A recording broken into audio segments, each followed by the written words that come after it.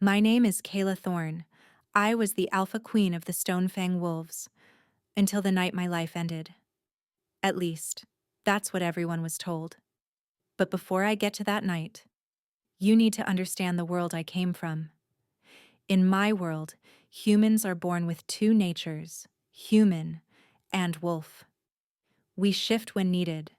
We hunt when needed. We lead when destiny calls us. And for generations, the Stonefang Clan ruled the northern territories. We protected the mountains. We controlled the trade routes. We held the respect of every clan around us. Strength, honor, loyalty. Those were the laws I grew up with. Those were the laws I lived by. And those were the laws that were used to kill me. Because the one rule you never break in wolf society is this: do not betray your alpha. My second in command broke it with no hesitation. Her name was Selene Greyfall, my closest friend, my shield, my sister by oath. We trained together. We shifted together. We bled for the same territory. I trusted her more than anyone else alive, and that trust destroyed me. It happened on a night thick with fog, the kind that makes every shadow feel alive.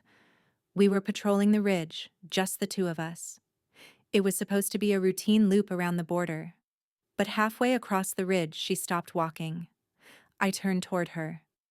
I remember her expression. Calm, focused, empty.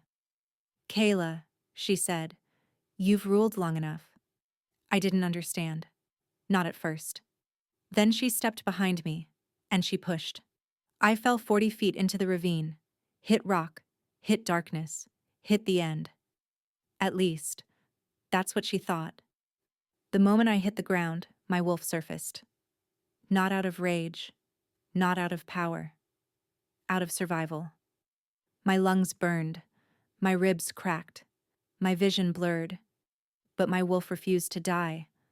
I crawled into the shadows. I let the cold hide me, and I listened as the woman I trusted shouted down from the ridge, "It's done. The alpha is dead." Her voice didn't shake, not once. For a long time, I lay there, drifting in and out, not awake, not fully alive, barely holding on, but slowly, hour by hour, my bones began to heal. My muscles tightened, my breath steadied. And when my heart finally found its rhythm again, one thought replaced all others. I'm going back. I'm taking my clan back. And she's going to learn what an alpha really is. I spent 4 days in the wilds. 4 days following my instincts instead of my wounds. 4 days hunting small animals. 4 days regaining strength. 4 days burning with anger so strong it felt like fire under my skin. When I finally stood at the edge of our territory again, the air hit me like a punch. The Stonefang scent markers were different. Weak. Unsteady. Unkept. The clan was falling apart. Selene had taken my throne, but she couldn't carry my weight. As I moved deeper into the territory, I began to see it for myself. Hunters looked exhausted. Pups cried from hunger. Elders whispered in fear. And patrols were sloppy, unfocused, and slow. This wasn't leadership. This was collapse. Every step made my anger grow sharper. They mourned me. They were told I died fighting an enemy. Selene used my death to take the crown, to blame nearby clans, to start unnecessary wars, to tighten control around herself. She didn't want to lead. She wanted to rule. And there's a difference. When I entered the main compound, I kept my hood low until I reached the heart of the territory. The stone steps leading to the throne hall. 2 guards stood there. I trained both of them. I taught them how to track, how to fight, how to survive.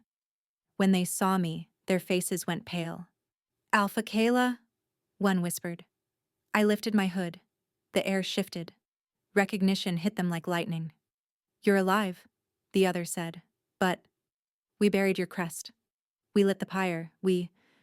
You mourned a lie," I said quietly. Now let me pass. They stepped aside, not because I ordered it, but because they were glad I wasn't dead. Inside the hall, torches burned dim and uneven.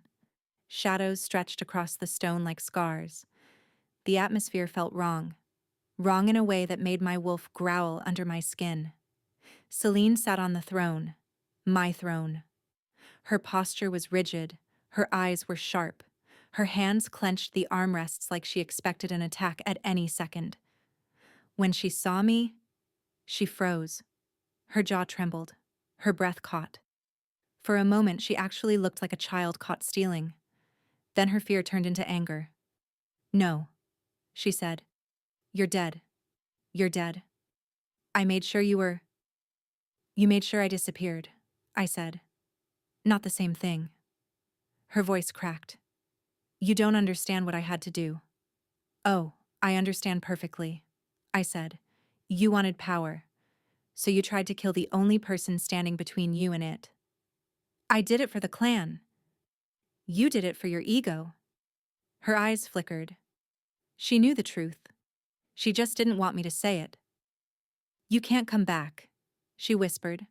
"I'm alpha now. I earned this." "You stole it," I said, "and I'm here to take it back." She shifted. Her bones snapped. Her fur ignited into dark gray. Her eyes glowed silver. Her wolf was strong, fast, aggressive, but it lacked something important. Control.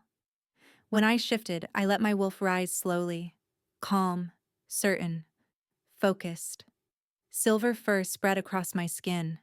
My muscles tightened. My breath steadied. I didn't roar. I didn't charge. I didn't need to. The moment my paws hit the floor, every wolf in the hall lowered their heads. Not because of fear, because their alpha had returned. Celine lunged first. Wild, desperate, claws extended, teeth bared. I dodged. Not quickly, but cleanly. She slashed. I countered. She bit. I shoved her back. She screamed. I stood still. Every move I made was precise, calculated, cold. She was fighting to win. I was fighting to end it. When I pinned her to the stone, she whimpered. It wasn't pain. It was realization. She lost. I held her there, not crushing her, just holding her still. And when she finally shifted back into human form, she couldn't look at me. "You don't have to kill me," she whispered.